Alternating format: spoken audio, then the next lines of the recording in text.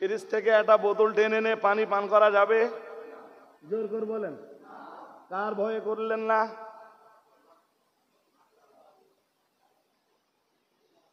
Fridge থেকে বোতলটা টানলেন না কেন? যে একটু এক ঢোক মেরে নেই, এক ঢোক খেয়ে নেই, পিপাসাটা অন্তত কমুক। খেলেন না কেন? কার খুশির জন্যে? জোরে বলতে হবে, কার খুশির জন্য? আল্লাহর। কার ভয়ে খেলেন না? জোর করে বলেন। কি সুন্দর করে মহান আল্লাহ বুঝিয়ে দিলেন, শোন বান্দা, শোন বান্দা, তোর বাড়িতে ঠান্ডা পানিও রয়েছে, সে পানি তুই পান করতে পারলি না, যে আল্লাহর ভয়ে, যে আল্লাহকে খুশি রাখবার জন্যে তুই ফ্রিজের ঠান্ডা পানি পান করলি না। বান্দা বললাম আমায়, সেই আল্লাহর খুশির জন্যে আর সেই আল্লাহকে ভয় করার কারণে বাকি 11টা মাস অথবা 12টা মাস তুই মদ নামীয় পানি থেকে বিরত থাকতে পারবি না কেন?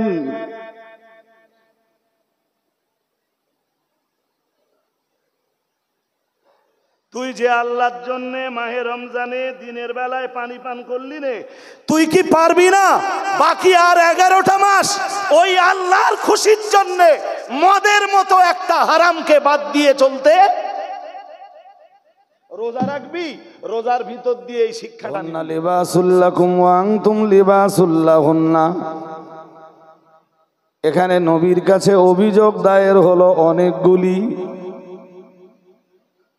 যার ভিতরে একটা অভিযোগ এমনও ছিল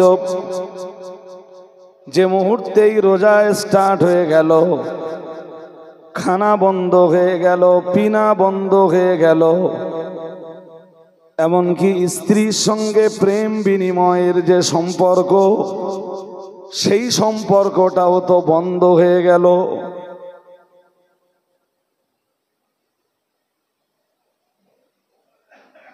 যেটা রোজার স্টার্টিং পয়েন্ট থেকে এন্ডিং পয়েন্ট পর্যন্ত আজও শরিয়াতে মুহাম্মাদিতে হারাম।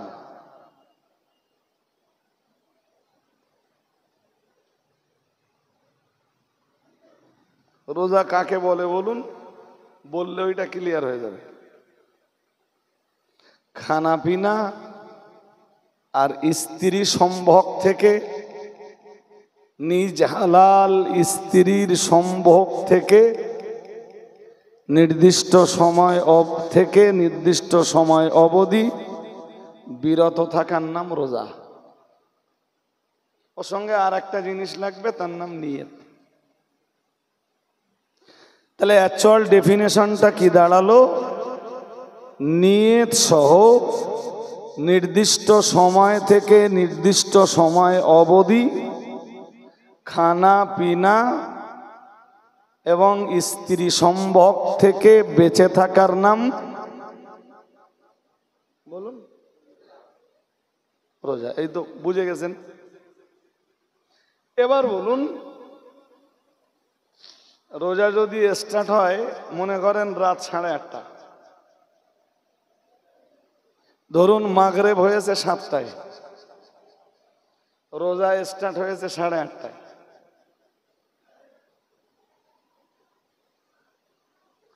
যেসব সাহাবীরা এমনি খুব বেশি পরিশ্রমী ছিলেন, কর্মঠ ছিলেন,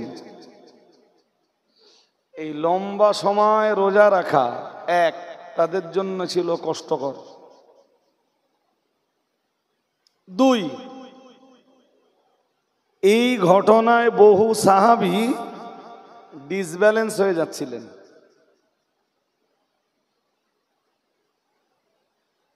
হযরত ওমরও ডিসব্যালেন্স হয়ে গেলেন।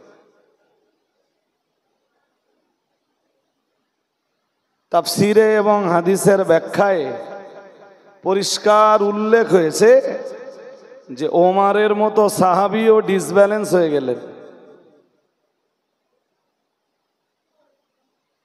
রাসূলের কাছে একে একে অভিযোগ জানাতে শুরু করলেন।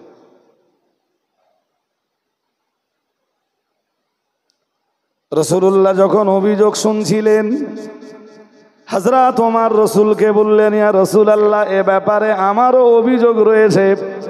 হুজুর, আমি আমার স্ত্রীর ব্যাপারে ডিসব্যালেন্স হয়ে গেছি।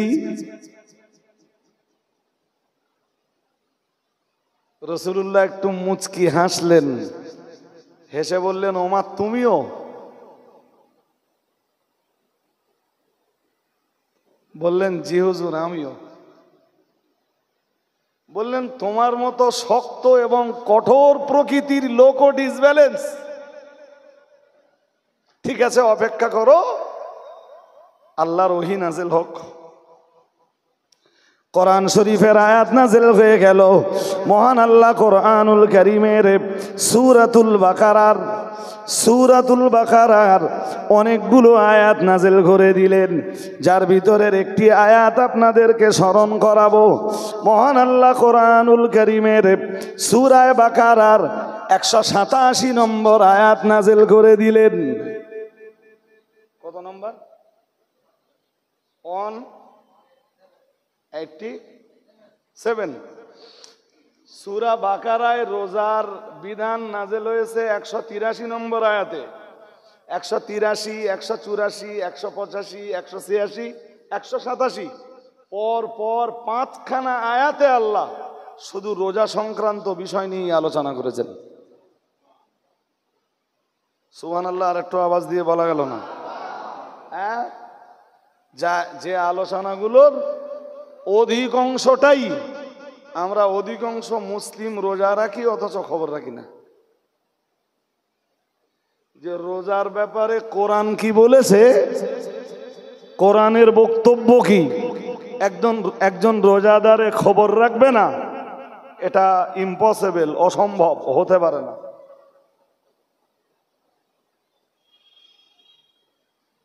কিন্তু আমাদের যেটা ঘটে, আমরা ওয়াজ নসিহতের মজলিসে বসে কেসা শুনি, কাহিনী শুনি, ঘটনা শুনি, জীবনী শুনি। জি, কোরআন দিয়ে নামাজের নসিহত শুনি না।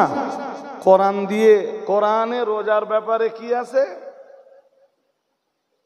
এই আমি যে কথাগুলো বলছি বহু মানুষ জানতেন না। আমার মনের বিশ্বাসের কথা বলছি আমি।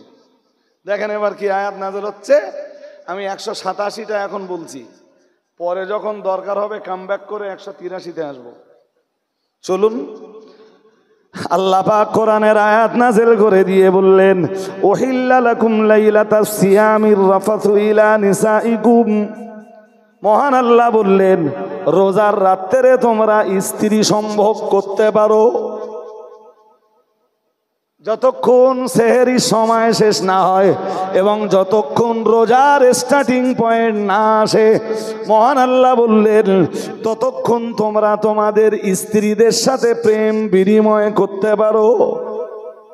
তবে যে মুহূর্তেই রোজার স্টার্টিং পয়েন্ট শুরু হয়, মহান আল্লাহ বললেন, তখন থেকে তোমরা তোমাদের স্ত্রীদের থেকে বিরত থাকো। এরপরে আল্লাহ এক দুরন্ত কথা বললেন। মহান আল্লাহ আবার বললেন, হুন্না লিবাসুল লাকুম ওয়া আনতুম লিবাসুল লাহুন্না। মহান আল্লাহ বললেন, তোমাদের বিবাহিতা স্ত্রীরা তোমাদের গায়ের পোশাক, আর তোমরাও তোমাদের বিবাহিতা স্ত্রীদের গায়ের পোশাক। কে তোমাদেরকে বলল পুরো রমজান ব্যাপী স্ত্রীদের থেকে দূরে থাকতে?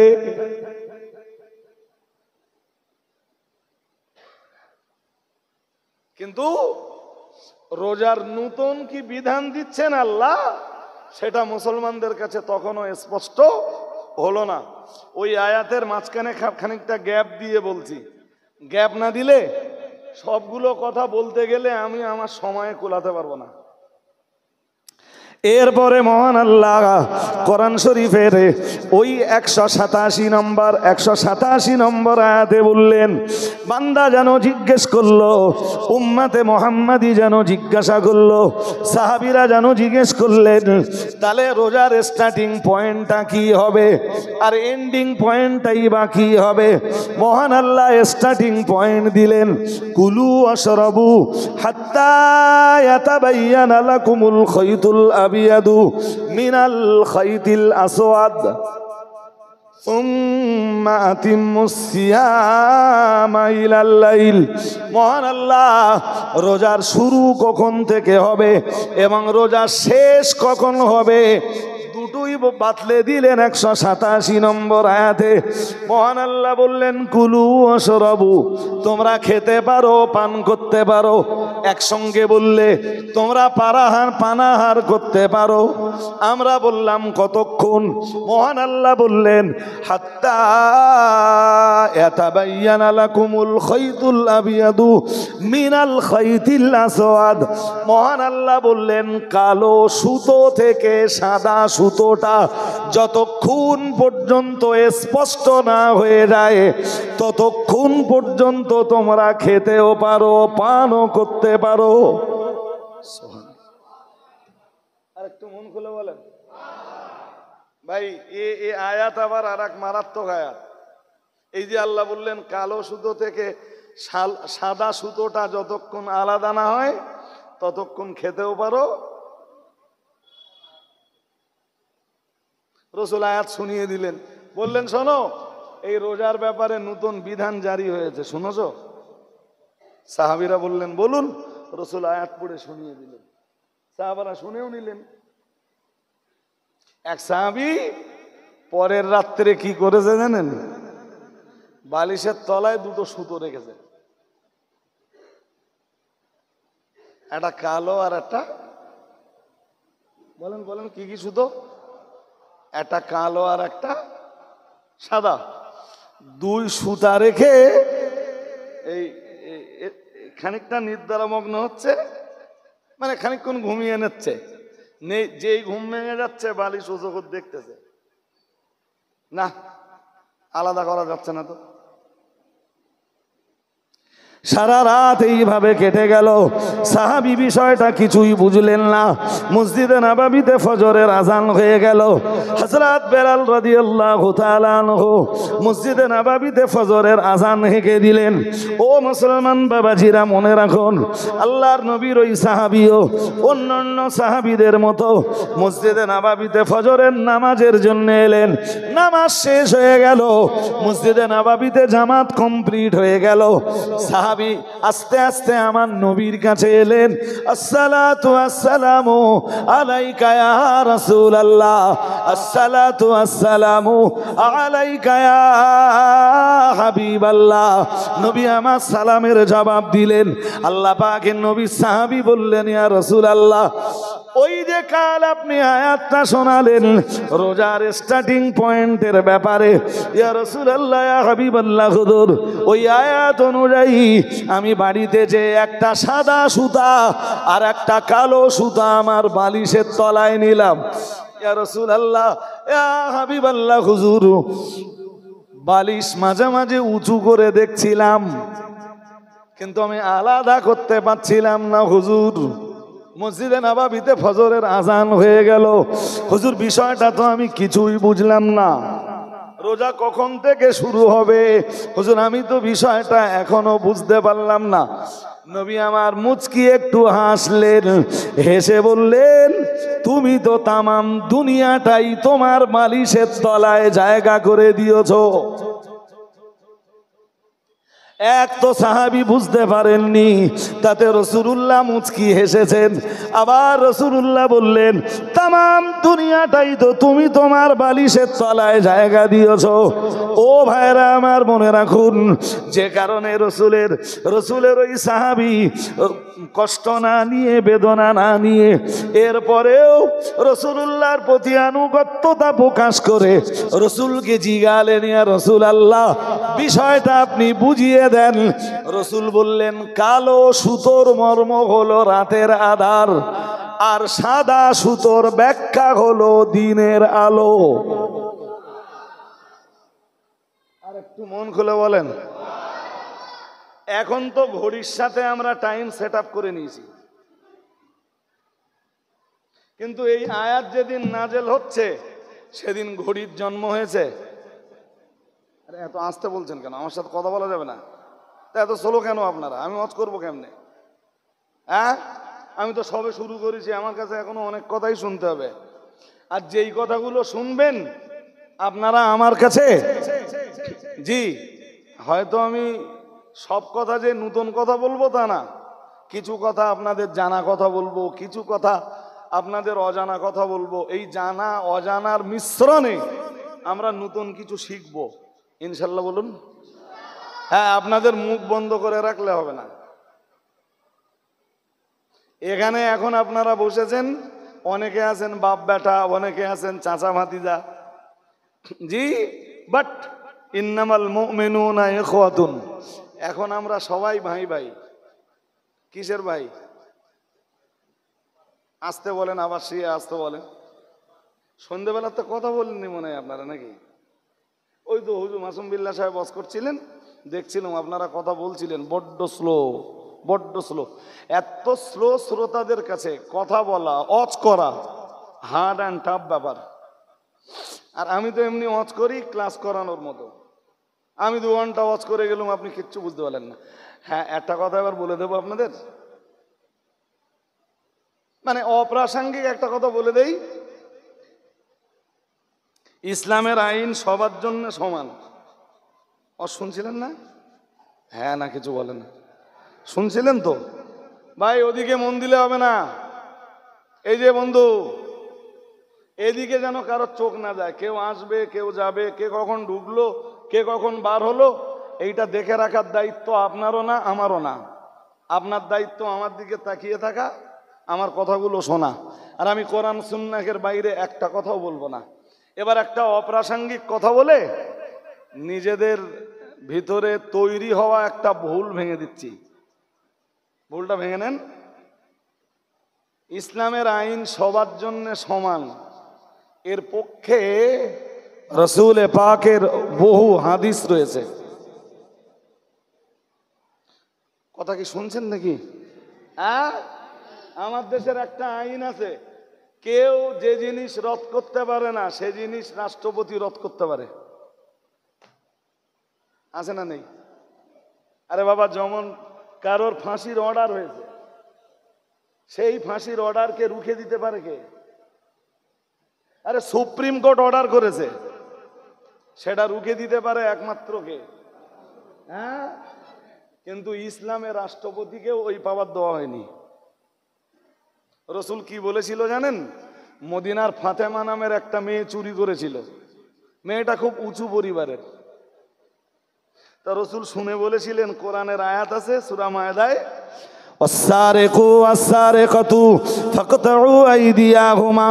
মহান আল্লাহ কোরআনুল কারীমে জানিয়েছেন, ওয়াস-সারিকু ওয়াস-সারিকাতু ফাকতাউ আইদিয়াহুমা জাযাআম বিমা কাসাবা।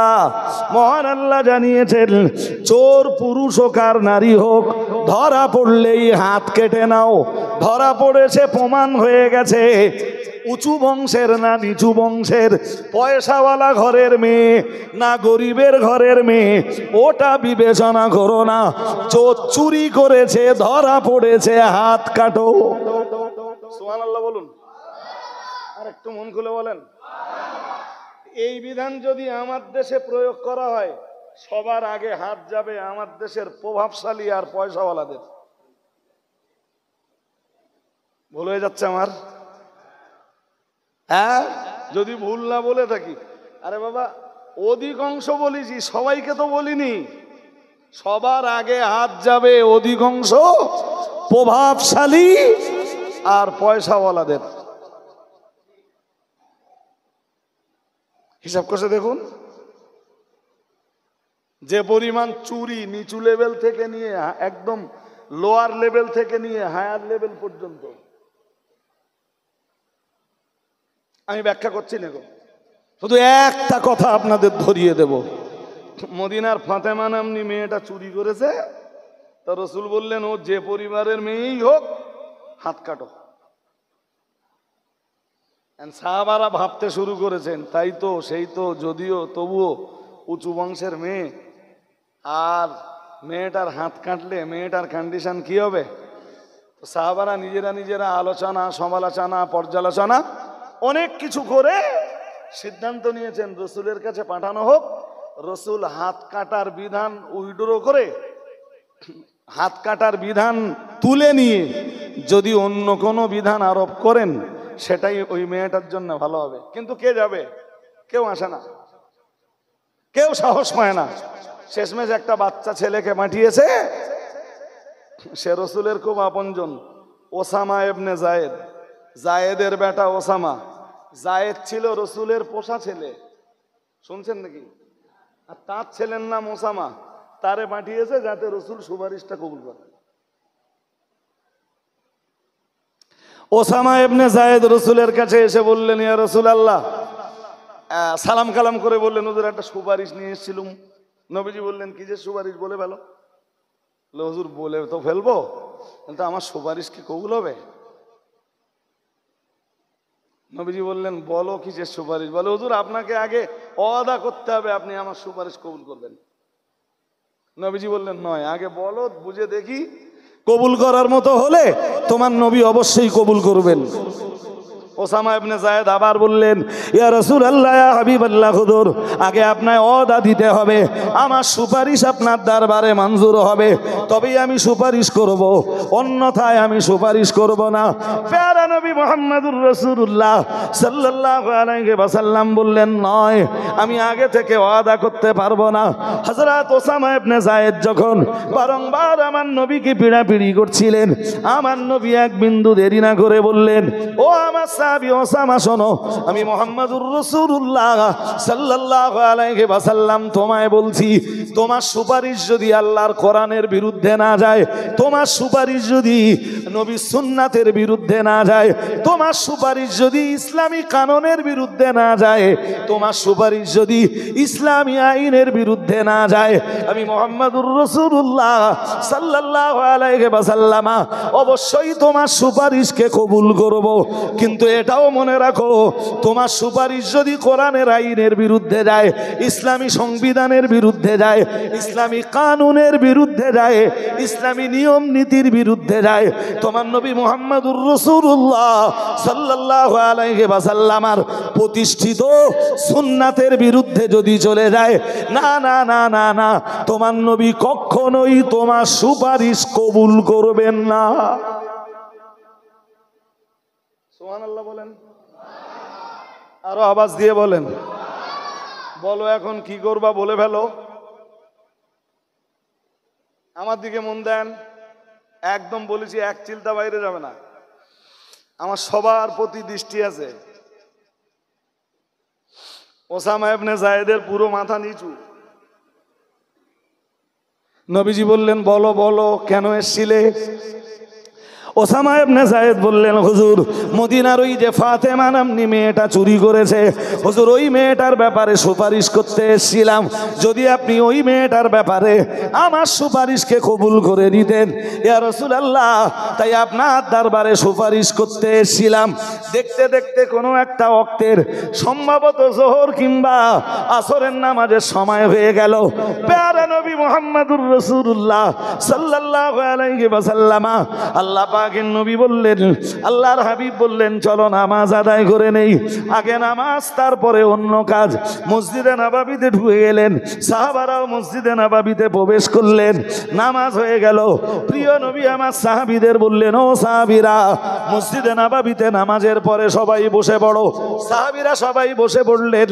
রাসূলুল্লাহ মসজিদে নববীর মেহরাবের উপরে উঠে দাঁড়ালেন, দাঁড়িয়ে বললেন, ও আমার সাহাবীরা, তোমাদের পূর্ববর্তী নবী রাসূলদের উম্মতেরা যেসব অপরাধের কারণে তারা ধ্বংস হয়েছে, তার ভিতরের একটা অপরাধ ছিল, ওদের ভিতরের কোন দুর্বল যখন কোনো অন্যায় করেছে, গরিবে যখন কোনো অন্যায় করেছে, শাস্তিটা 16 আনার জায়গায় 18 আনাই পেয়েছে।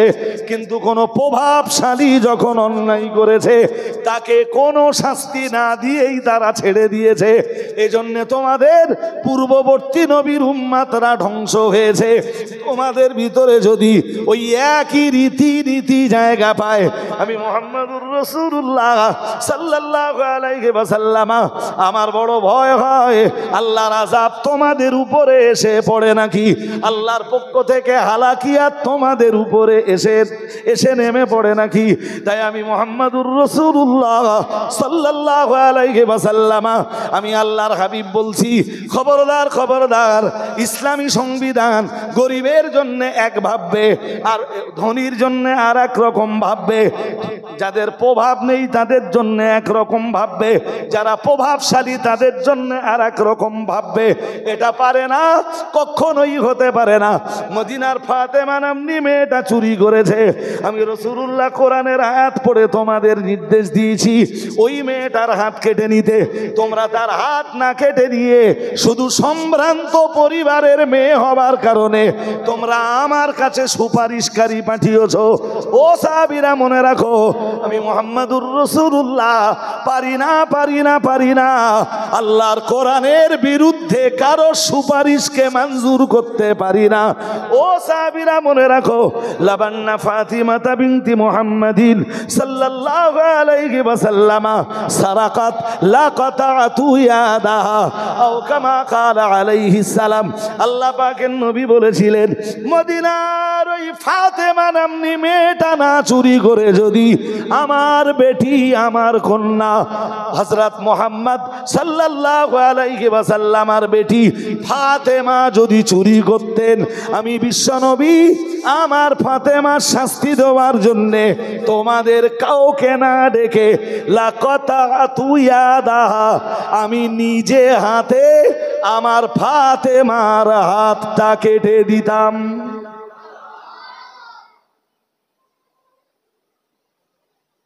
বুঝতে অসুবিধা হয়? হ্যাঁ, এটা হাদিস।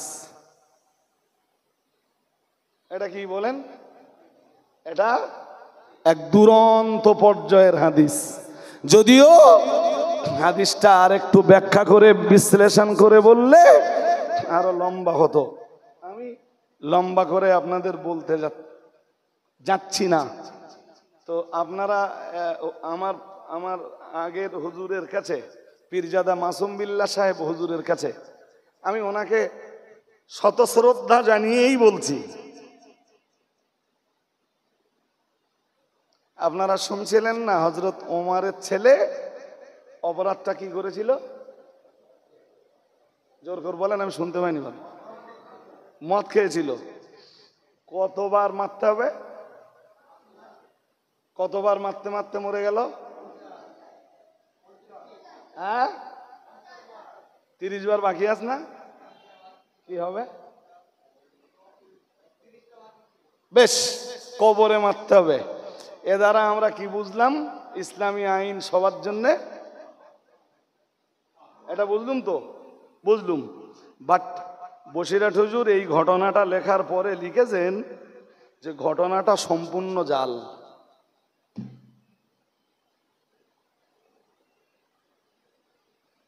কথা ক্লিয়ার হয়েছে? হ্যাঁ না কথা বলতে হবে। কে লিখেছেন? হ্যাঁ, এবং তা হযরত ওমরের ওই ছেলের নামও লিখেছেন, তার নাম আবু সাহামা। এতটা লেখার পরে হুজুর লিখছেন ঘটনাটা পুরো। আগে ঘটনাটা লিখে নিয়েছেন, লিখে নেওয়ার পরে লিখেছেন কি?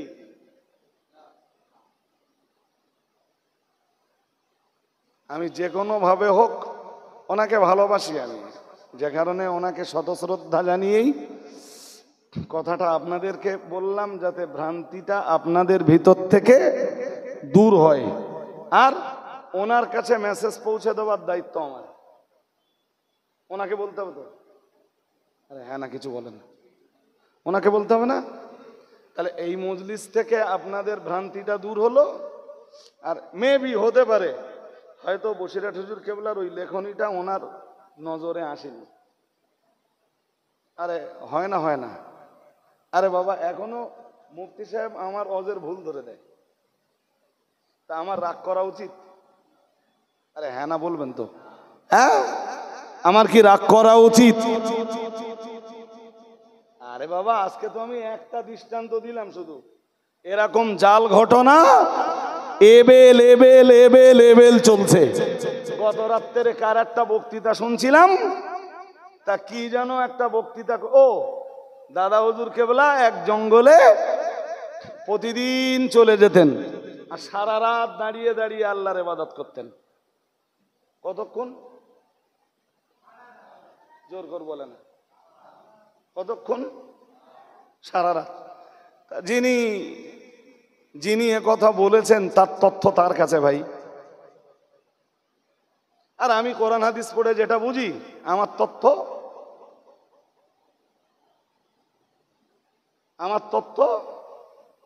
আমার কাছে। বাকি আল্লাহ সবাইকে সবুজ দান করুন, বলুন আমিন। আমি হালে হালে না ভাই, এ কারোর বিরুদ্ধে বলতে চাইনি, কিন্তু যখন দেখি মানুষের দিন ইমানের ক্ষতি হচ্ছে, আমার কিছু করার আছে। আর হ্যাঁ না বলবেন তো? এমন একটা ঘটনায় জনগণ সুবহানাল্লাহ দে বাড়ি গেল, আদৌ যেই ঘটনাটা সত্যি নয়। তাহলে একটা মিথ্যা বিষয়ের উপরে জনগণ সুবহানাল্লাহ বলে বাড়ি চলে গেল, তা আমার কি দায়িত্ব নেই সেই বিষয়টাকে একটু ধরিয়ে দেওয়া? আপনাদের ভ্রান্তিটা এখান থেকে দূর করলাম, আর এটাও আপনাদের সাথে কথা দিলাম, বাকি ওনার কাছে মেসেজ পৌঁছে দেওয়ার দায়িত্ব আমার উপরে থাকলো। আমি সময় মতো ওনার কাছে ইনশাল্লাহ মেসেজ পৌঁছে দেব। হতে পারে যে মেসেজ এতক্ষণে পৌঁছে গেছে, এটাও হতে পারে। জি, তো কি বলছিলাম, রোজা সংক্রান্ত বিষয়ে আজকের মূল আলোচনা শুরু করেছিলাম। রোজার স্টার্টিং পয়েন্টটা মোটামুটি বুঝলেন, পূর্ব দিনে রোজা কেমন ছিল সেটাও বুঝলেন। এবার ওই 183 নম্বর আয়াতটা আর একবার বুঝবো খুব সুন্দর করে, চলেন। ইয়া আইয়ুহাল্লাযীনা আমানু কুতিবা আলাইকুমুস সিয়ামু কামা কুতিবা আলাল্লাযীনা মিন ক্বাবলিকুম লাআল্লাকুম তাত্তাকুন। মহান আল্লাহ জানিয়েছেন, ইয়া আইয়ুহাল্লাযীনা আমানু, হে দুনিয়ার ঈমানওয়ালা মানুষের দল, আমি আল্লাহ পাক তোমাদেরকে বলছি, তোমরা যারা ঈমান এনেছো, পরকালকে যারা বিশ্বাস করেছো, আল্লাহকে বিশ্বাস করেছো, রাসূলকে বিশ্বাস করেছো, পরকালকে বিশ্বাস করেছো, ফেরেশতাদেরকে বিশ্বাস করেছো, আসমানি কিতাবগুলোকে বিশ্বাস করেছো, আমি আল্লাহ পাক রব্বুল আলামিন তোমাদেরকে বলছি, আমি আল্লাহ বলছি, তোমরা যারা তাকদীর বিশ্বাস করেছো, তোমাদের জন্য আবার একটা বিধান দিচ্ছি।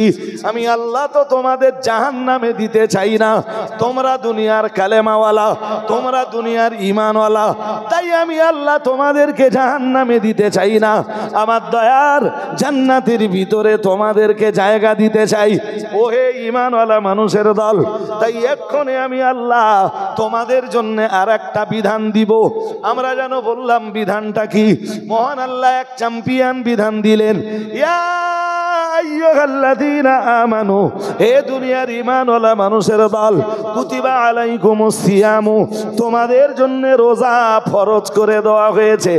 আমরা বললাম, আল্লাহ রোজা কি আমাদের উপরে প্রথমবার ফরজ করা হলো? আল্লাহ ইতিপূর্বে কি কারোর উপরে রোজা ফরজ ছিল না? আল্লাহ মহান আল্লাহ বললেন, কামা কুতিবা আলাল্লাযীনা মিন ক্বাবলিকুম, না না না না না, রোজা তোমাদের উপরে প্রথমবার ফরজ করা হয়নি, তোমাদের পূর্ববর্তী নবী রাসূলদের উপরেও রোজা ফরজ ছিল, এবং তোমাদের পূর্ববর্তী নবীর উম্মতদের উপরেও রোজা ফরজ ছিল। ও মুসলমান বাবাজিরা, এই আয়াতের ব্যাখ্যায় আল্লামা মাহমুদ আলুসি রহমাতুল্লাহ আলাইহি এবং দুনিয়া বরেণ্য মুফাসসির হযরত ইমাম ফখরউদ্দিন রাজি রহমাতুল্লাহ আলাইহি তাফসিরে কাবীর এবং তাফসিরে রুহুল মাআনির ভিতরে পরিষ্কার করে লিখেছেন যে হযরত নবী আদম আলাইহিস সালাম থেকে নিয়ে নবী ঈসা পর্যন্ত যত নবী রাসূল আল্লাহ দুনিয়ায় পাঠিয়েছেন, সবার উপরে রোজা যেমন আল্লাহ ফরজ করেছেন, সব নবীর উম্মতদের উপরেও আল্লাহ রোজা ফরজ করেছেন। মহান আল্লাহ ওটাই বললেন, রোজার ফারজিয়াত তোমাদের উপরে প্রথম নয়, ইতিপূর্বেও রোজা ছিল, তাই তোমাদের প্রতি পূর্ববর্তীদের ন্যায় রোজা ফরজ করা হলো। আমরা যেন বললাম, আল্লাহ ও রব্বুল আলামিন, আল্লাহ রোজার বিধান আপনি আমাদের উপরে আরোপ করেছেন, আল্লাহ আপনার বিধান মেনে নিতে আমরা বাধ্য। কিন্তু আল্লাহ আমরা কি জানতে পারি রোজার বিধানটা আপনি দিলেন কেন? আল্লাহ রোজার বিধানটা আপনি আরোপ করলেন কেন? এই রোজা রাখবার ভিতরে কি উপকারিতা রয়েছে, আল্লাহ রোজা রাখবার ভিতরে কি হিকমাত রয়েছে, এই হিকমাতটা কি আমরা জানতে পারি। মহান আল্লাহ বললেন লাআল্লাকুম তাত্তাকুন, জেনে নাও তোমরা আমার বিধান অনুযায়ী সিয়াম পালন করলে, আমার বিধান অনুযায়ী রোজা ব্রত পালন করলে লাআল্লাকুম তাত্তাকুন, তোমরা সবাই মুত্তাকি বান্দায় পরিণত হবে। আর একটু মন খুলে বলেন, খুব মন দিয়ে শুনতে হবে। এই যে মুত্তাকি বান্দা তারাই হয় যারা তাকওয়া করে। শুনছেন নাকি? হ্যাঁ, আর এবার বলুন রোজার সাথে তাকওয়ার সম্পর্ক কি? আর যদি আমার কাছে বলেন যে আর একটু শুনবেন, তাহলে এক চূড়ান্ত দুরন্ত হাদিস রয়েছে রসুলের। হাদিসটা এমনি লিগালে আপনারা শুনেছেন, বাট ব্যাখ্যা বিশ্লেষণ খুব বেশি শোনেননি। এমনি যখন আজও আমার কাছে শুনবেন মনে করবেন যে সেই পুরাতন কথা রজব আলী সাহেবের কাছে আবার শুনছি। কি জানেন? হাদিস শরীফ বিবরণ দিয়েছে ইমাম বুখারী সহ ইমাম মুসলিম সহ দুনিয়া বরেণ্য হাদিস বিশারদরা হাদিসটা তাদের কিতাবে জায়গা দিয়েছেন। ও বাবাজিরা ভাইরা, হযরত ইমাম বুখারীও বর্ণনা করেছেন, পেয়ারা নবী মুহাম্মদুর রাসূলুল্লাহ সাল্লাল্লাহু আলাইহি ওয়াসাল্লাম জানিয়েছেন বুনিয়াল ইসলামু আলা খামসিন, শাহাদাতি আল্লা ইলাহা ইল্লাল্লাহ ওয়া ইকামিস সালাতি ওয়া ইতাইজ যাকাতি ওয়া সাওমি রমাদান ওয়াল হজ্জ আও কামা ক্বালা আলাইহিস সালাম। রাসূলুল্লাহ জানিয়েছেন ইসলাম দাঁড়িয়ে আছে 5টি খুঁটির উপর। সুবহানাল্লাহ। আর একটু মন খুলে, আচ্ছা 5টা খুঁটি কি কি আপনারা কেউ বলতে পারবেন? হ্যাঁ না একটু বলুন, পারবেন? একজন একটু বলে ফেলুন জোর করে দেখি। কালেমা, নামাজ, রোজা, হজ। এক্সিলেন্ট, হয়ে গেছে। তাহলে আপনাদের জানা কথা আমি আজকে কেন বলতে গেলাম? আমার মাথা কাজ করে না। জি, আচ্ছা এই পর্যন্ত মনে রেখে এবার বলেন, একটা প্রশ্ন করি ওই হাদিসের উপরে, ছোট্ট একটা প্রশ্ন। আপনাদের জানা না থাকতে পারে, আবার থাকতেও পারে, হয়তো ঝাপসা হয়ে গেছে। আচ্ছা, যাকাত কোন ধরনের ইবাদত? কোন টাইপের ইবাদত যাকাত? আপনাদের আরেকটু পরিষ্কার করে দিচ্ছি অ্যানসারটা দেওয়ার জন্য। দেহের ইবাদত না অর্থের ইবাদত? জোরে বলেন। এক্সিলেন্ট, অর্থের ইবাদত। আচ্ছা, হজ কোন ধরনের ইবাদত?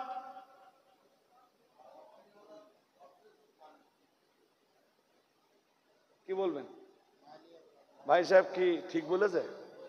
হ্যাঁ, আচ্ছা এটাও ঠিক বলেছেন, হজে দেহ লাগবে, টাকাও। কিন্তু যাকাতে শুধু টাকা দিলে হবে না। আরে যাকাত কিসে ফরজ হয়, দেহে না টাকায়? ব্যাস, টাকা দিলেন যাকাত হয়ে গেল। কিন্তু হজ যে শুধু টাকা দিলে সে হাজি, আর কি দিতে হবে? বেশ, দেহটাও দিতে হবে, তাই তো? কি দিতে হবে?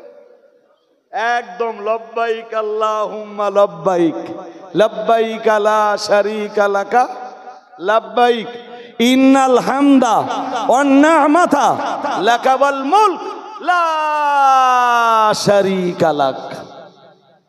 রাইট? কি বলতে হবে? আল্লাহ আমি হাজির, আমি। তাহলে টাকাও দিতে হবে, দেহ। বলুন বলুন। আচ্ছা, এইরকম আর একটা ইবাদতের কথা বলেন দিন, যেখানে টাকাও দিতে হয়, প্রয়োজন হলে দেহ।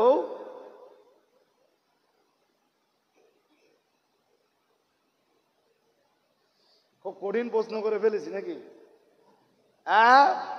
শোনেন, একটা মদ্দা কথা বলি এবার। এই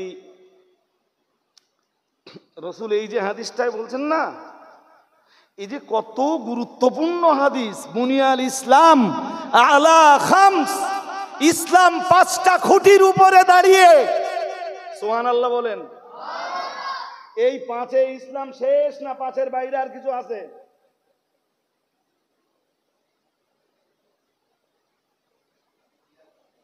হয়নি ক্লিয়ার? বলছি 5-এর ভিতরে ইসলাম শেষ না 5-এর বাইরে কিছু আছে?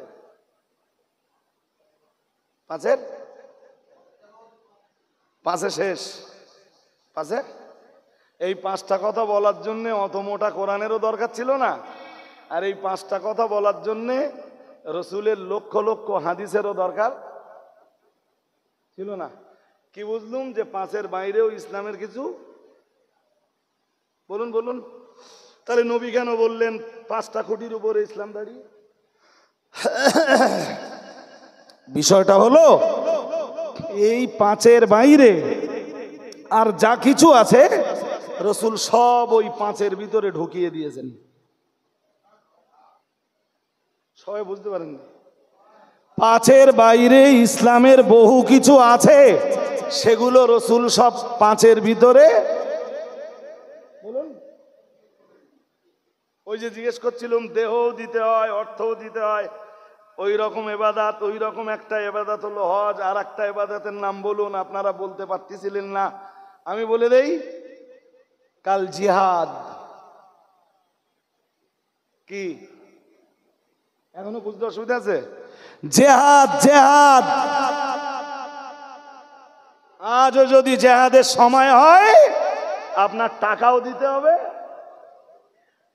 বলুন, দেহটাও, প্রয়োজনে জীবনও।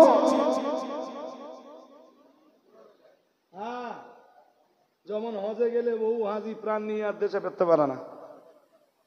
তো এই জাতীয় যত এবাদাত আছে নবী সব হজের ভিতরে ঢুকিয়ে দিয়েছেন। যেখানে টাকাও লাগবে, দেহও লাগবে, সব হজের ভিতরে ঢুকে গেছে। যতগুলো মালের এবাদাত আছে সব যাকাতের ভিতরে নবী ঢুকিয়ে দিয়েছেন। সুবহানাল্লাহ বলেন। আর একটু মন খুলে বলেন, যেমন আমরা ঈদুল আধার দিনে কোরবানি করি, কুরবানিটাও নবী যাকাতের ভিতরে ঢুকিয়ে দিয়েছেন। কারণ কোরবানিটাও হলো এবাদাতে মালি, শুধুমাত্র অর্থের এবাদাত। ও মুসলমান বাবাজিরা, গভীরভাবে বুঝবার ব্যাপার, উপলব্ধি করার ব্যাপার। শুধু তাই নয়, আমরা যেমন মাহে রমজান শেষ হয়ে গেল, ঈদগায় যাবার আগে কি দিতে হবে? বলে বলুন, ফেতরা কই? 5-এর ভিতরে তো ফেতরা নেই, নবী ওটাও যাকাতের ভিতরে ঢুকিয়ে দিয়েছেন। সুবহানাল্লাহ বলুন। আর একটু মন খুলে বলেন। এই দুটো হয়ে গেল, যাকাত আর হজ হয়ে গেল। আচ্ছা এবার বলুন তো, নামাজ কি ধরনের এবাদাত? মানে কোন টাইপের এবাদাত নামাজ? দেহের না মালের? দেরি করলে হবে না। আর অন্য মনস্ক হলেও বুঝতে পারবেন না, কিন্তু অন্য মনস্ক নেই আপনারা। নামাজ কোন ধরনের এবাদাত? দেহের এবাদাত। আচ্ছা রোজা কোন ধরনের এবাদাত? দেহের এবাদাত। এক্সিলেন্ট। কলেমা কোন টাইপের এবাদাত?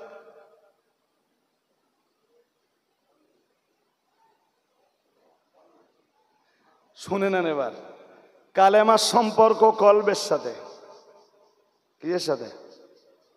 আরে বাবা, কেউ যদি মুখে বলেও লা ইলাহা ইল্লাল্লাহ মুহাম্মাদুর রাসূলুল্লাহ সাল্লাল্লাহু আলাইহি ওয়াসাল্লাম, কেউ যদি মুখে কালেমা বলেও অন্তরে যদি বিশ্বাস না থাকে, সে ঈমানদার নয়। ঈমানদার না। তাহলে কলেমার অ্যাকচুয়াল সম্পর্ক কিসের সাথে? আরে বাবা, যে ব্যক্তি বোবা আছে ও কথা বলতে পারে না তো, হ্যাঁ? তাহলে ও কলবে বিশ্বাস করবে আর ও ইশারায় বোঝাবে যে আল্লাহ এক। আল্লাহ আল্লাহ ওর জবানে বলা লেগেছে, ইমানদার হবার জন্য ওর বলা লাগেনি। তাহলে জবানে বলা যতটা গুরুত্বপূর্ণ, তার চাইতে বেশি গুরুত্বপূর্ণ কোনটা? হ্যাঁ? তাহলে কালেমার সম্পর্ক কালবি। কিসের সম্পর্ক? কালবি। নামাজ আর রোজার সম্পর্ক বাদানি, দ্যাটস মিন দেহের সাথে। হজের সম্পর্ক শুধু মালের সাথে, যাকাতের সম্পর্ক মালের সাথেও দেহের সাথেও। এবার একটা আরো কঠিন কথা বলবো, এবার বলবেন এই যার সম্পর্ক কলবের সাথে সেটা একটা, যার সম্পর্ক শুধু মালের সাথে সেটাও একটা, ওই পাঁচের ভিতরে সেটাও একটা। যার সম্পর্ক মালের সাথে এবং দেহের সাথে সেটাও একটা। কিন্তু যে ইবাদতের সম্পর্ক দেহের সাথে, নবী এই পাঁচের ভিতরে ওই রকম দুইটা ইবাদতের কথা বললেন কেন?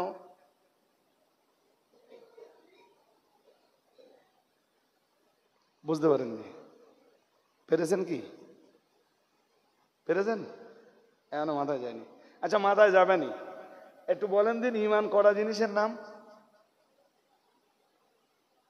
ঈমান কয় জিনিসের নাম, মানে কয় জিনিস বিশ্বাস করলে একজন মানুষ ঈমানদার হয়? বলে বলুন।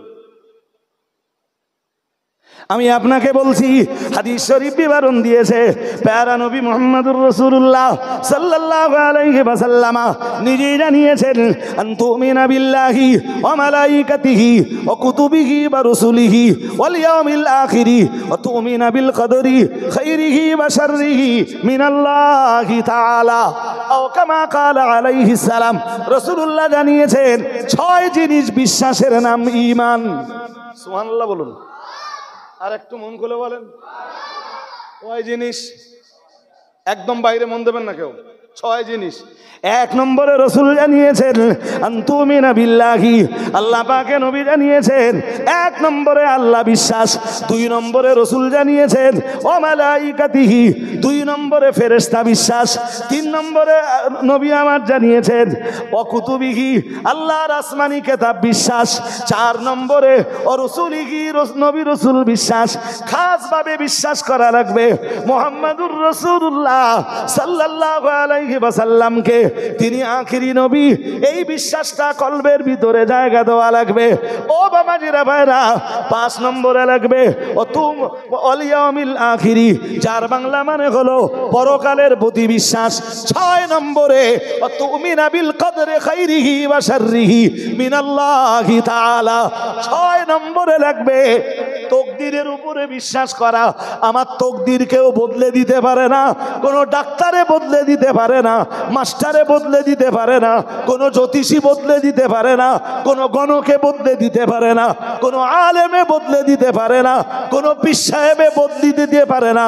আমার তকদিরে ভালো মন্দ যা হয় সব আমার আল্লাহর পক্ষ থেকেই হয়।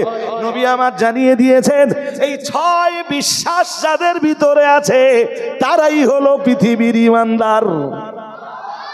আর একটু মন খুলে বলেন।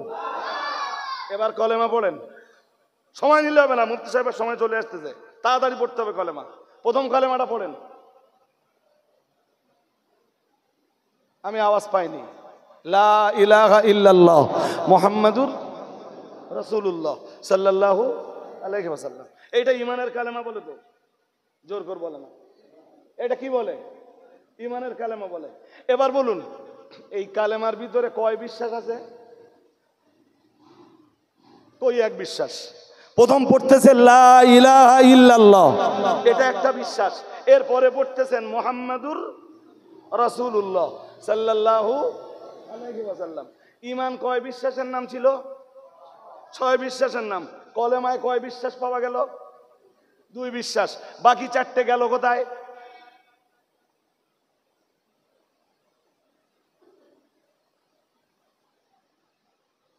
ইসলামের 5টা খুঁটির ভিতরে নবী প্রথমেই 1 নম্বরে কালেমাটা দিলেন, তাই তো? 1 নম্বর। আরে ইসলামের পঞ্চস্তম্ভের 5 খুঁটির 1 নম্বরে নবী কি দিলেন? লা ইলাহা ইল্লাল্লাহ মুহাম্মাদুর রাসূলুল্লাহ সাল্লাল্লাহু আলাইহি ওয়াসাল্লাম। কয় বিশ্বাস পাওয়া গেল? 2 বিশ্বাস। কয় বিশ্বাস? ঈমান কয় বিশ্বাসের নাম ছিল? 6 বিশ্বাস। বাকি 4টে গেল কোথায়? বাকি 4টে রাসূলুল্লাহ ওই মূল 2টার ভিতরে ঢুকিয়ে দিয়েছেন। সুবহানাল্লাহ বলেন। আর একটু মন খুলে বলেন। যেমন নবীজি জাকাতের ভিতরে কোরবানি ঢুকিয়ে দিয়েছেন, জাকাতের ভিতরে ফেতরা ঢুকিয়ে দিয়েছেন, হজ্জের ভিতরে জেহাদ ঢুকিয়ে দিয়েছেন, ঠিক অনুরূপভাবে ইমানের বাকি 4টি বিষয়ে কলেমার ভিতরে রাসূলুল্লাহ ঢুকিয়ে দিয়েছেন। সুবহানাল্লাহ বলেন। আরো একটু মন খুলে বলেন। এবার ভাবলে বুঝতে পারবেন। এবার বলেন, ইসলামের প্রথম খুঁটি কালেমা, তাই তো? কলেমার সম্পর্ক কলবের সাথে, কিসের সাথে? 5 ভিতরে কলবের সাথে সম্পর্কিত বিষয় একটা, মালের সাথে সম্পর্কিত বিষয় একটা, তাই তো? যাকাত। যাকাত নবী তো 5 ভিতরে যাকাত আনতেছেন। জি, এরপরে রাসূল করিম সাল্লাল্লাহু আলাইহি ওয়াসাল্লাম যে ইবাদতের সম্পর্ক মালের সাথেও দেহের সাথেও, সেটা মানতেছেন কয়টা? বলুন বলুন। একটা, হজ। না এখনো বুঝতে অসুবিধা হচ্ছে? দেহের ইবাদত নবী 2টা আনতেছেন কেন? 5 ভিতরে দেহের ইবাদত তো একটার কথা বলে দিয়ে রাসূল ছেড়ে দিতে পারতেন। এর জবাবটা দিচ্ছি। এর জবাবটা দেওয়ার আগে আর একটা কথা শুনে নেন। প্রত্যেকটি মানুষের শরীরে মহান আল্লাহ 2টা করে শক্তি দিয়েছেন। একটা শক্তির নাম হলো আল কুওয়াতুল মালাকিয়া, যার বাংলা মানে হলো ফেরেশতা শক্তি। মানুষের দেখে মহান আল্লাহ এই ফেরেশতা শক্তি ছাড়াও আর একটা শক্তি দিয়েছেন, ওটা আমার ভিতরেও দিয়েছেন, আপনাদের ভিতরেও দিয়েছেন, দুনিয়ার প্রত্যেকটা মানুষের ভিতরে দিয়েছেন। এক শক্তি হলো ফেরেশতা শক্তি, আর এক শক্তির নাম হলো পশু শক্তি। ও বাবাজিরা ভাইরা, আর এই মানুষের শরীরের 2 শক্তির ভিতরে টানাটুনি হয়, 2 শক্তির ভিতরে টানাটুনি হয়। যখন যে শক্তিটা জয়লাভ করে, মানুষ ঠিক পৃথিবীতে সেই ধরনের আচরণ করে। ভাই বাইরে তাকালে বুঝবেন না? বলো, খুব কঠিন একটা বিষয় আপনাদের বোঝাতে চেষ্টা করছি। যদি বোঝার চেষ্টা করেন, আমি যেখানে শুরু করেছিলাম সেখানে ফিরে যাবার মতো হয়ে গেছি।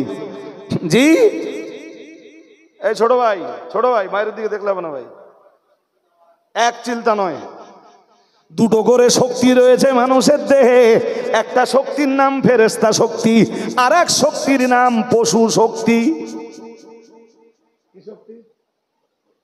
এই ফেরেশতা শক্তি আর পশু শক্তির ভিতরে টানাটুনি হয়। আমার দিকে দেখেন, যে শক্তি যখন জিতে যায়, মানুষের আচরণ তখন ওই রকম হয়। কারোর ভিতরে পশু শক্তি যখন প্রবল হয়, পশু শক্তি যখন জিতে যায়, মানুষ তখন পশুর মতো আচরণ করে। কিসের মতো? জোর করে বলেন। আর আমরা ওই আচরণ দেখে বলি, কি বলি? আমরা বলি, এ শালা মানুষ না তো। কথা কি শুনছেন নাকি? আমরা কি বলি? এ মানুষ না তো।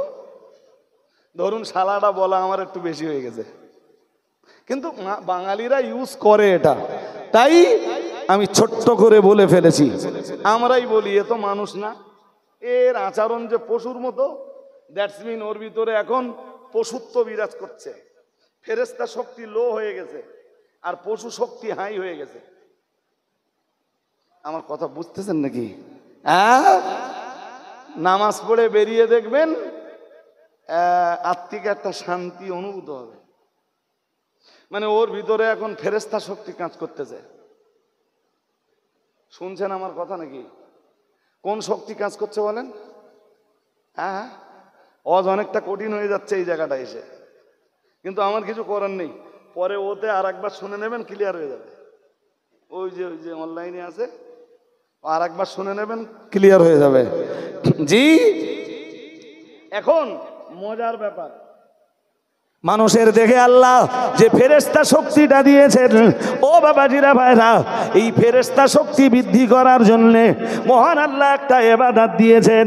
ফেরেশতা শক্তি বৃদ্ধির জন্য দয়াময় দয়া করে যে ইবাদতটা দিয়েছেন, ওই ইবাদতের নাম হলো নামাজ। আর একটু মন খুলে বলেন, যে যত বেশি সালাত আদায় করে, যে যত বেশি নামাজ আদায় করে, আহকাম আর কানুন অনুযায়ী, নিয়ম কানুন মেনে যে যত বেশি সালাত আদায় করে, তার ফেরেশতা শক্তি ভিতরে তত চাঙ্গা হয়। আর একটু মন খুলে বলেন তো, নামাজে ফেরেশতা শক্তি বাড়লো, দে আর একটা শক্তি আছে না? আরে হ্যাঁ না বলবেন তো, কি শক্তি বলেন? এই তো এবার বুঝতেছেন, পশু শক্তি আছে। মহান আল্লাহ পাক রব্বুল আলামিন দয়াময় দয়া পরবশ হয়ে মানুষের শরীরের, মানুষের দেহের ফেরেশতা শক্তি বাড়ানোর জন্য যেমন নামাজ দিয়েছেন, দয়াময় দয়া করে মানুষের শরীরের এই পশু শক্তিটাকে দূর করার জন্যে আর একটা মারাত্মক দুরন্ত ইবাদত দিয়েছেন। সেই ইবাদতের নাম হলো রোজা। আর একটু মন খুলে বলেন, নামাজ পড়লে কি হয়? নিয়মের সাথে পড়তে হবে, নবীর তরিকায় নামাজ পড়তে হবে। কি হবে? ফেরেশতা শক্তি বাড়বে। কি শক্তি বাড়বে বলে ফেলুন? ফেরেশতা শক্তি বাড়বে। আর রোজা রাখলে কোন শক্তি কমবে? একদম দুনিয়ার যে মানুষগুলো পশু শক্তি কমাতে কমাতে কমাতে কমাতে কমাতে কমাতে একদম পুরো কমিয়ে ফেলতে পারে, ওই মানুষগুলো আল্লাহর বেলায়াতের দরজাতে পৌঁছে যায়।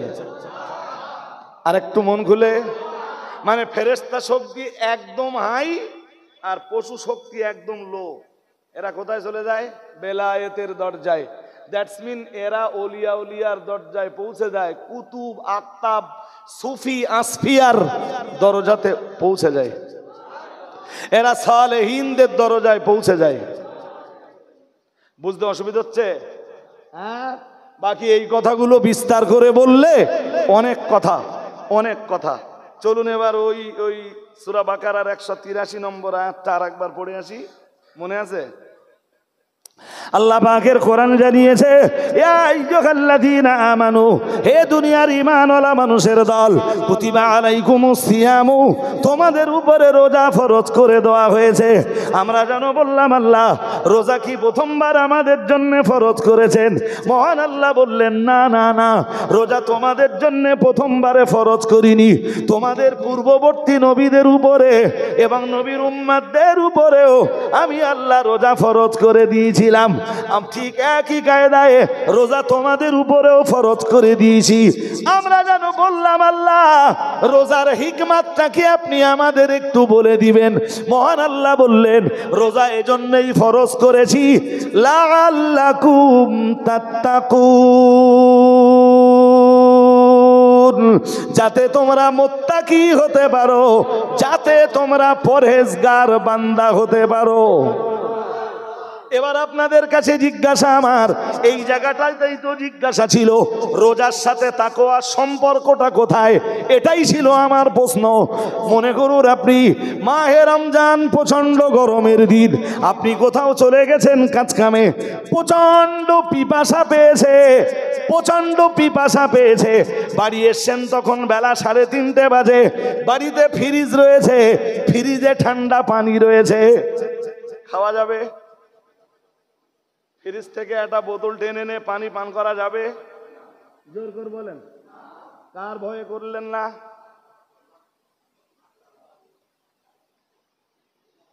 ফ্রিজ থেকে বোতলটা টানলেন না কেন? যে একটু এক ঢোক মেরে নেই, এক ঢোক খেয়ে নেই, পিপাসাটা অন্তত কমুক। খেলেন না কেন? কার খুশির জন্যে? জোরে বলতে হবে, কার খুশির জন্য? আল্লাহর। কার ভয়ে খেলেন না? জোর করে বলেন।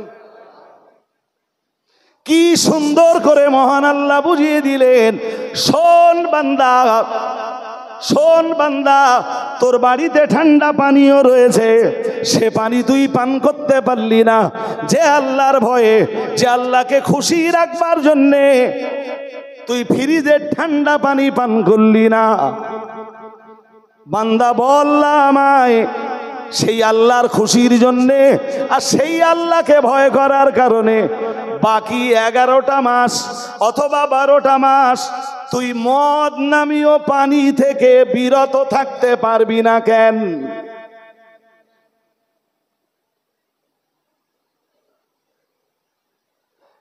তুই যে আল্লাহর জন্য মাহে রমজানে দিনের বেলায় পানি পান করলি নে, তুই কি পারবি না বাকি আর 11টা মাস ওই আল্লাহর খুশির জন্য মদের মতো একটা হারামকে বাদ দিয়ে চলতে? রোজা রাখবি, রোজার ভিতর দিয়ে এই শিক্ষাটা নিবি। সুবহানাল্লাহ বলে না? ব্যাস, রোজা রাখবি, রোজার ভিতর দিয়ে শিক্ষাটা নিবি, তুই আমার এক তাকওয়া অবলম্বী মুত্তাকি বান্দায় পরিণত হয়ে যাবি। বুঝতে অসুবিধা হচ্ছে? হ্যাঁ, সারাদিন রোজা রেখেছে, সন্ধ্যেবেলা মদ টানতেছে, রোজার হক আদায় হয়েছে? হ্যাঁ, তুমি দিনের বেলা এই পানিটা খেলে না কেন? ফ্রিজে ঠান্ডা পানি ছিল, কাকে খুশি করার জন্য খাওনি, অথবা কার ভয়ে খাওনি? সেই আল্লাহর ভয়ে তুমি মদ ত্যাগ করতে পারো না কেন? তাহলে রোজা থেকে তুমি শিক্ষাটা কি নিলে?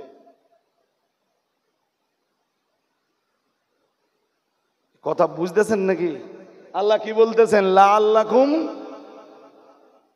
আপনারা তো আয়াত পড়তে পারলে আরো ভালো বুঝতেন ভাই সাহেব, বাট আপনারা তো আয়াত পড়তে পারেন না। আমি যতবার পড়ি আমার ততবার মনে হয় ওই আয়াতটা আবার পড়ি, আবার পড়ি, আবার পড়ি। কুতিবা আলাইকুমুস সিয়াম কামা কুতিবা আলাল্লাযীনা মিন ক্বাবলিকুম লাআল্লাকুম তাত্তাকুন। কেন জানো রোজা ফরজ করেছি?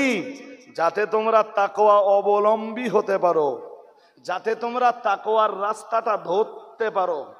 সুবহানাল্লাহ।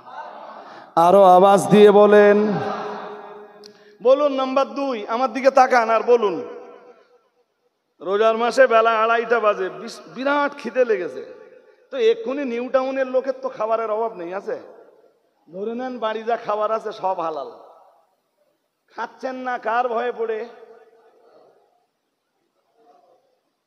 আর একটু জোর করে বলেন, খাচ্ছেন না কার ভয়ে পড়ে? আল্লাহর ভয়ে পড়ে। বান্দা, তুমি যে আল্লাহর ভয়ে মাহে রমজানে দিনের আলোতে তোমার বাড়ির হালাল খাবারটা বাদ দিতে পেরেছো, ও আল্লাহর বান্দা, সেই আল্লাহর ভয়ে তুমি কেন লটারির টাকাটা বাদ দিতে পারবা না? তুমি জুয়ার টাকাটা কেন বাদ দিতে পারবা না? সেই আল্লাহর ভয়ে তুমি কেন ঘুষের টাকাটা নেওয়া বন্ধ করতে পারবা না?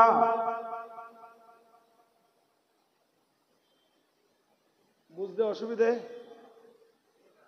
হ্যাঁ, রোজায় তুমি কি শিক্ষা নিয়েছো? রোজা কত বছর রাখতেছো? 25 বছর। শিক্ষা কি পেয়েছো রোজার ভিতরে? তাহলে এমনি সবাই রাখে, আমিও রাখি, না খেয়ে থাকতে হয় সারাদিন। Excellent, excellent. কিন্তু এইটা তো একজন মুসলমানের অ্যান্সার হওয়া উচিত ছিল না। রোজার ভিতরে রয়েছে তো বিপুল শিক্ষা, শিক্ষার বহু উপকরণ, সেই উপকরণগুলো তুমি গ্রহণ করুনি কেন?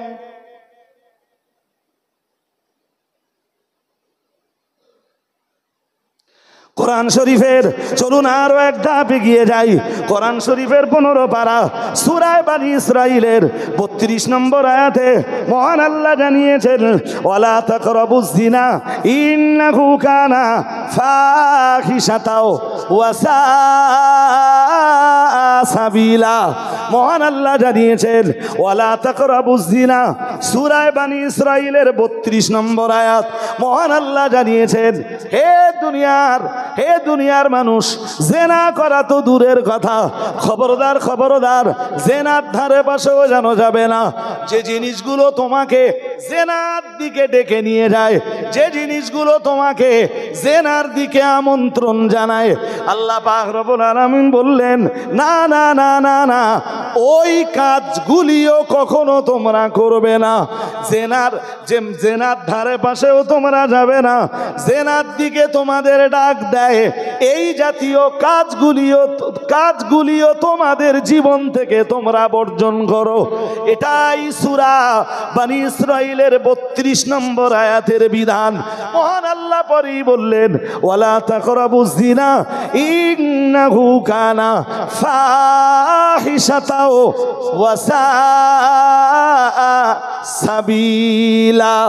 মহান আল্লাহ বললেন, কারণ জেনা একটি মহান আল্লাহ বললেন ইন্নাহু কানা ফাহিশাতান, এটা একটা অশ্লীল কাজ, ওয়াসাবিলা, এটা একদিকে যেমন অশ্লীল কাজ, এটা যেমন চরম পর্যায়ের এক নোংরামি, ওয়াসাবিলা, এবং এটা এক নিকৃষ্ট পর্যায়ের রাস্তা, এটা এক নিকৃষ্ট পন্থা। এই নিকৃষ্ট পন্থা তোমার জীবন থেকে তুমি দূর করো। আর এই ফাহেসা কাজ, এই নিকৃষ্ট কাজ, এই নোংরামি তোমার জীবন থেকে তুমি বর্জন করো। তাহলে আল্লাহ পাক আমাদেরকে জেনা থেকে বিরত থাকতে বলেছেন, এটা তো আমাদের কাছে একেবারেই স্পষ্ট। বড় লজ্জার সঙ্গে বলতে হয়, বহু মানুষ রমজানের 1 মাস করে রোজা রাখে, অথচ জেনার মতো জঘন্য পাপের সঙ্গে সারা বছর জড়িয়ে থাকে। এ আল্লাহর বান্দা, তোমায় কি মনে পড়ে না আমার আল্লাহ জানিয়েছেন, কামা কুতিবা আলাল্লাযিনা মিন ক্বাবলিকুম লাআল্লাকুম তাত্তাকুন। ও বান্দা, রোজা আমি এজন্যই তোমাদের জন্য ফরজ করে দিয়েছি, যাতে তোমরা মুত্তাকি হতে পারো, যাতে তোমরা তাকওয়া অবলম্বী হতে পারো, যাতে তোমরা পরহেজগার হতে পারো। কিন্তু বান্দা, মাহে রমজানে আমার খুশির জন্য নিজের হালাল স্ত্রীকে তুমি নিজের থেকে দূর করে দিলে কেন? তুমি ওই মাহে রমজানের রোজা থেকে এই শিক্ষাটা নিলে না? ও বান্দা, আমার ভয়ে যদি মাহে রমজানে তোমার হালাল স্ত্রী থেকে তুমি বিরত থাকতে পারো, তাহলে সারাটা বছর কেন তুমি পর নারী আর পর স্ত্রী থেকে নিজেকে দূরে রাখতে পারবে না? বুঝতে অসুবিধা হচ্ছে? হ্যাঁ না জোর করে বলেন। হ্যাঁ, রোজাও রাখতেছে, জেনাও করতেছে। বলুন তো, আমার দিকে তাকান, আমার দিকে তাকান। রোজা ফরজ হওয়ার যে হেকমত ছিল, সেই হেকমত কি দুনিয়ার এই মানুষগুলোর ভিতরে কাজ করছে? হ্যাঁ না কিছু বলেন না কেন? হ্যাঁ, তুমি রোজার মাসে দিনের আলোয় হালাল স্ত্রী ত্যাগ করতে পারলে, আর সারা বছর তুমি পণ নারী থেকে নিজেকে দূরে রাখতে পারলে না। এই তোমার রোজার শিক্ষা।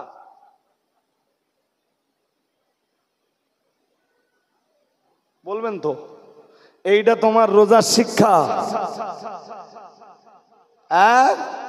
হাজেরিনে মাজলিস, মনে রাখুন, এতক্ষণ ধরে আমরা তো অনেক কথাই শুনলাম, রোজার বিধান জানলাম, রোজার হেকমতটাও জানলাম। এক্ষণে আমরা যেন আল্লাহকে প্রশ্ন করলাম, আল্লাহ রোজা আপনি ফরজ করে দিয়েছেন, ও রব্বুল আলামিন, এটা তো বুঝলাম আল্লাহ, কিন্তু রোজা আপনি কতদিনের জন্য ফরজ করেছেন? বলে ফেলেন কতদিন? কই ওই যে আয়াত পড়েছি ওতে 1 মাস আছে?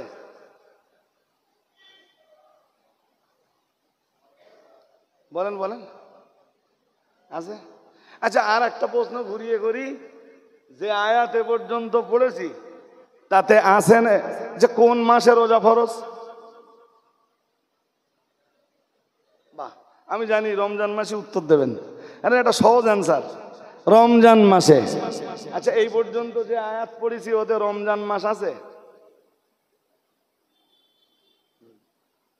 আমরা যেন জিজ্ঞাসা করলাম, আল্লাহ রোজা রাখতে হবে বুঝলাম, আল্লাহ রোজার বিধান ইমানদারের জন্য শিরোধার্য, আল্লাহ ও রব্বুল আলামিন, কিন্তু আল্লাহ আপনি কি আমাদের জন্য বলে দিবেন আল্লাহ কতদিন আমরা রোজা রাখবো? মহান আল্লাহ জবাব দিয়ে বললেন, আইয়ামাম মাদুদাতিন। আমার দিকে একটুখানি মন দেন, আমি দেখেছি মুফতি সাহেব এসে গেছেন, রাইট? এসে গেছেন তো? আমার চোখ বলো এমনি এমনি ভালো দেখতে পাই না, এই চশমা পরলি, চশমা পরলি মোটামুটি আপনাদের মতো প্রায় দেখতে পাই। জি, মন আর বাইরে দিলে হবে না, আমি বুঝতে পারছি। মুফতি সাহেবকে তুলে দেবো, এক্ষুনি তুলে দেবো। তো এইটুকু কথা অন্তত শেষ করে নেই। আমরা বললাম আল্লাহ রোজা ফরজ করে দিয়েছেন, কতদিনের জন্য আপনি রোজা ফরজ করে দিয়েছেন? মহান আল্লাহ বললেন, সূরা বাকারার 184 নম্বর আয়াতে বললেন আইয়ামাম মাদুদাতিন, মহান আল্লাহ বললেন মাত্র কয়েক দিনের জন্যে। সুবহানাল্লাহ বলেন, আর একটু মন খুলে বলেন। এই ছেলেরা বসে পড়ো তাড়াতাড়ি, মুফতি সাহেব এসে গেছেন, তোমাদের মুফতি সাহেবের রস শুনতে হবে, আর আমার ছাড়বার মতো সময়ও হয়ে গেছে। আমরা বললাম আল্লাহ রোজা আমরা কতদিন রাখবো? মহান আল্লাহ বললেন আইয়ামাম মাদুদাতিন, মহান আল্লাহ বললেন সামান্য গোনা গাথা কয়েকদিন। সুবহানাল্লাহ, আর একটু মন খুলে বলেন, কি বললেন? গোনা গাথা। মন সবার এদিকে নেই, সব মন ওইদিকে যাচ্ছে, আমি ওয়াজ করবো কেন? আমি বলেছি বাইরে মন দিয়েন না। আমি একটা কথা কোরআন হাদিসের বাইরে বলার চেষ্টা করিনি, কোরআন হাদিসের সঙ্গে বাস্তবতাগুলো ধরিয়ে দেওয়ার চেষ্টা করেছি।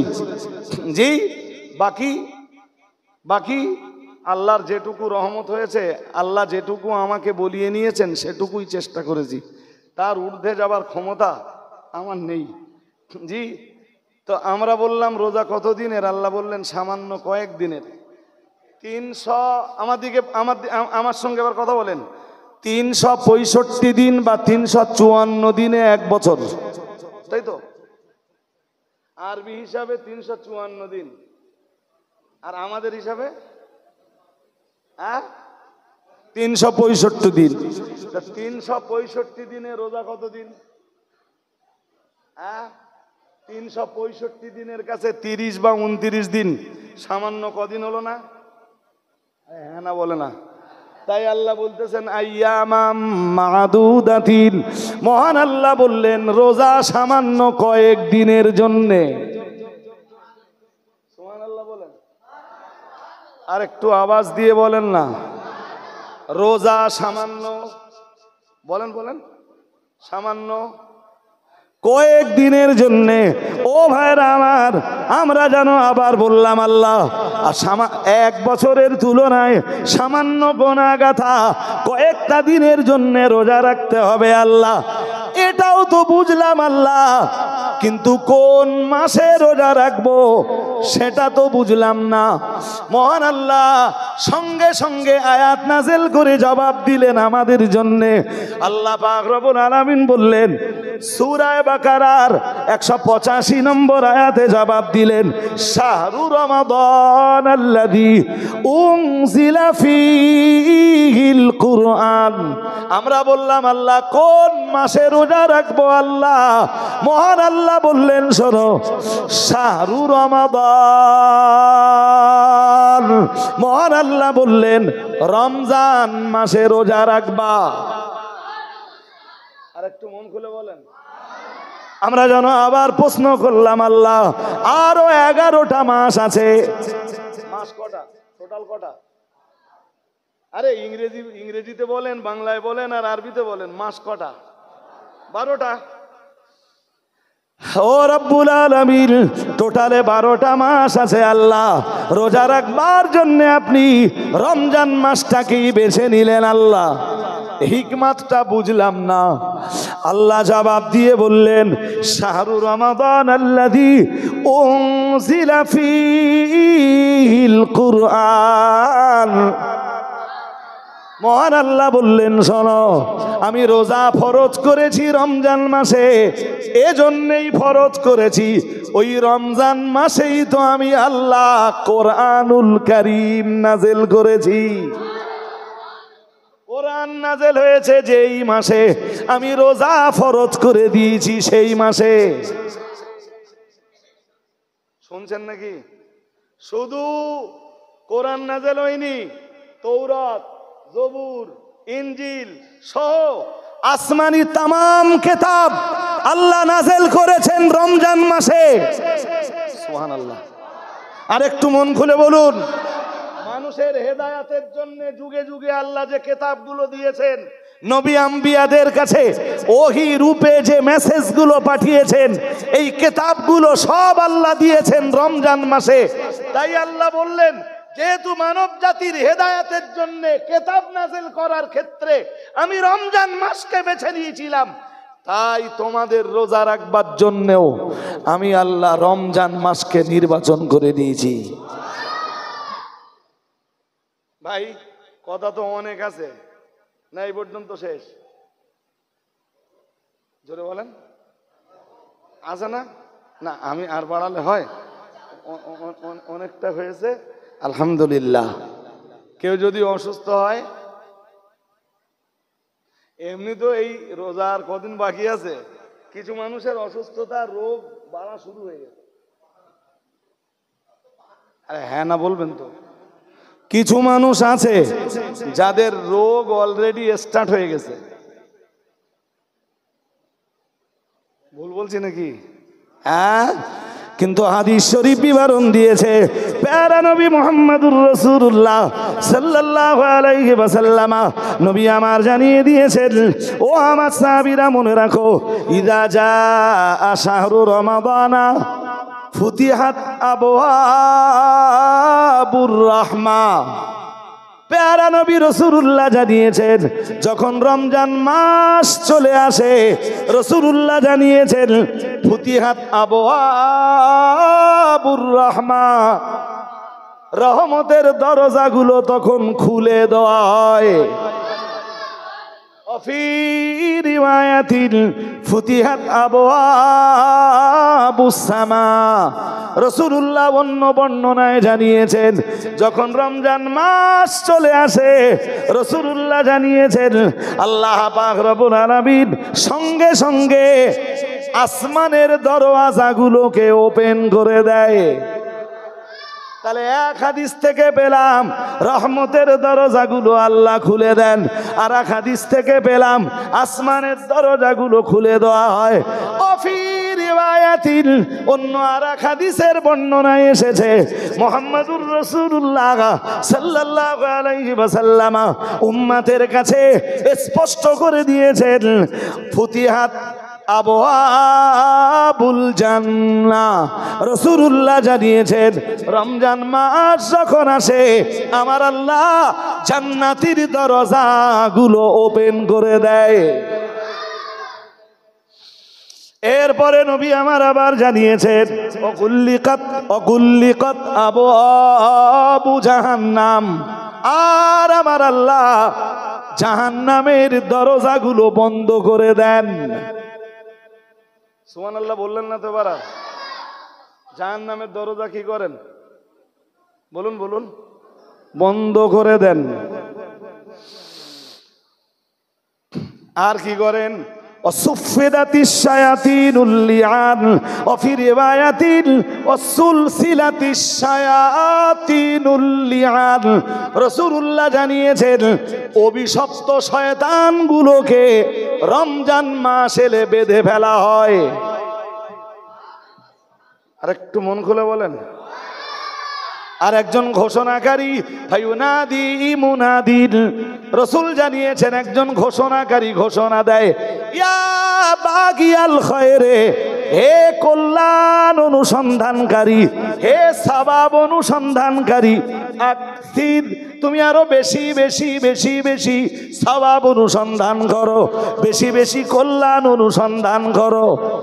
আর ওই ঘোষণাকারী আরো আওয়াজ দেন, ওয়া বাগিয়াশ শাররি, আর হে অকল্যাণের অনুসন্ধানকারী, আকসির, হে পাপের অনুসন্ধানকারী।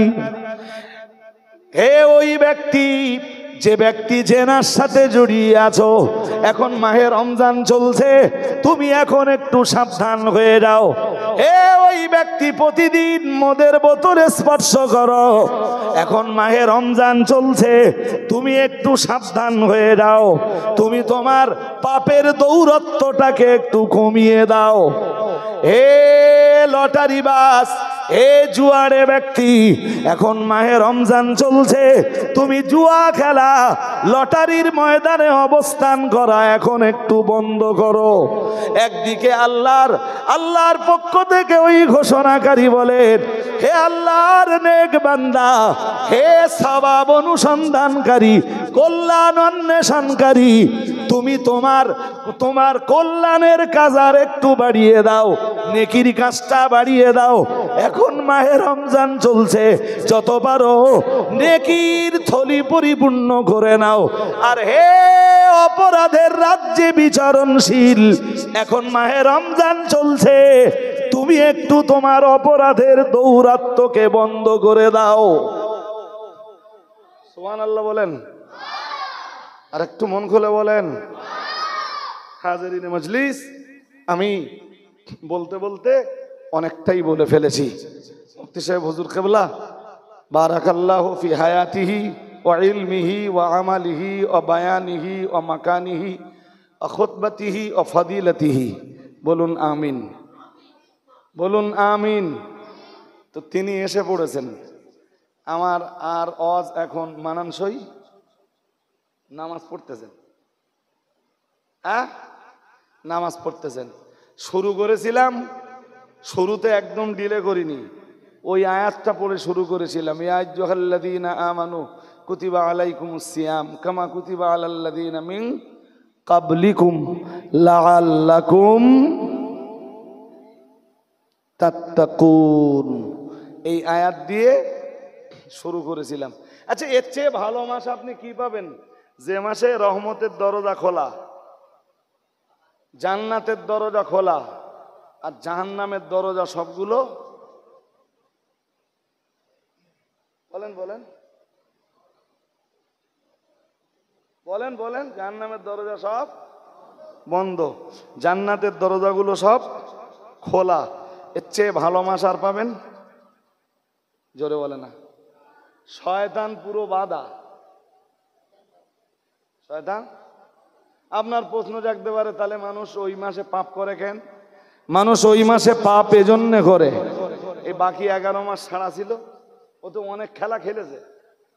হ্যাঁ না বলে না? আরে 11 মাসে অনেক খেলেছে তো, ওর একটা গতি ছিল তো, ওর একটা গতি ছিল না, ছিল না? হ্যাঁ, হঠাৎ সুইচ স্টপ করে দেওয়া হয়েছে, ওর গতিকে স্তব্ধ করে দেওয়া হয়েছে, স্টপ করে দেওয়া হয়েছে, কিন্তু ও তো চলছিল। আর যে কোনো চলমান জিনিস হঠাৎ স্টপ করে দিলে, স্তব্ধ করে দিলে, তাকে বেঁধে ফেললে, আটকে দিলে, তার যে গতিটা ছিল সেই গতিতে সে আরো কিছুক্ষণ চলতে চায়। আরে হ্যাঁ না বলে না? এই পাখাটা সুইচ অফ করে দেন, কিছুক্ষণ চলতে যাবে তো না? সঙ্গে আপনি সুইচ অফ করেছেন, আরো বন্ধ হয়ে যাবে, কিছুক্ষণ ঘুরবে তো। সুইচ দিলে বন্ধ হবে, বাট কিছুক্ষণ ঘুরবে তো, কিছুক্ষণ ঘুরবে। ওই যেটা শয়তানি রমজান মাসে যেটা দেখেন, ওই বাকি 11 মাসের প্রভাব। 1 2 মানুষ পাপের কাজ করে শুধু শয়তানের প্রভাবে প্রভাবিত হয়ে নয়, মানুষ শয়তানি বা পাপের কাজ করে আর এক কারণে, তার নাম নাফস। তার নাম নাফসের কিছু চাহিদা আছে, নাফসের কিছু, শয়তান বাধা, নাফস বাধা। কথা বলেন না? যার নাফস তো তার কাছে আছে, ওই নাফসের প্রভাবে পড়ে মানুষ অন্যায় করে। কি বুঝতে অসুবিধা হচ্ছে নাকি? হাজিরিনে মজলিস, নইলে রমজান রহমতের মাস, রমজান মাগফিরাতের মাস, রমজান নাজাতের মাস, জাহান্নাম থেকে নিষ্কৃতি পাওয়ার মাস। আরেকটু মন খুলে বলেন। এই জন্যে আজকে এখান থেকে নিয়ত করে বাড়ি যান যে একটা রোজাও যেন, শরীর একটু অসুস্থ হয়েছে তো আমরা যারা রোজা রাখি, রোজা থাকি, আমাদেরও মাঝে মাঝে শরীর অসুস্থ, বলুন বলুন, মাঝে মাঝে আমাদেরও শরীর অসুস্থ হয় না? হয় না? হয়, হয়। এরপরও আমরা রোজা ছাড়ি। আরে বাবা বলবেন তো, এরপরও আমরা রোজা কি ছাড়ি? ছাড়ি না, আমরা রোজা রাখি। আমাদের আপ্রাণ লড়াই থাকবে একটি রোজাও যাতে আল্লাহ কবুল করুন, বলুন আমিন।